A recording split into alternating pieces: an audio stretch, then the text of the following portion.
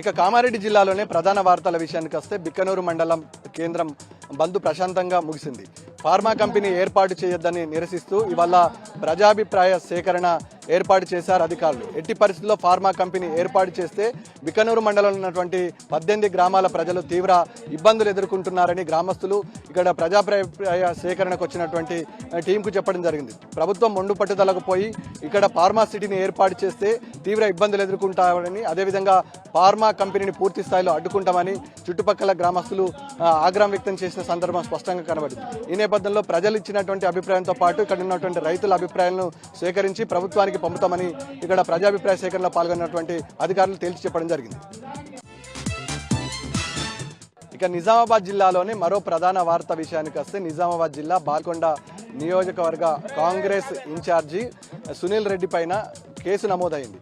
జిఎస్టీకి సంబంధించినటువంటి 28 కోట్ల రూపాయలు ప్యాసింజర్ దగ్గర వసూలు చేసి జిఎస్టీ కట్టకపోవడంతో నాంపల్లి కోర్టులో కేసు నమోదు చేయడం జరిగింది. ఆర్ఎన్ సునీల్ రెడ్డిని అరెస్టు చేసి రిమాండ్కి తరలించడం జరిగింది.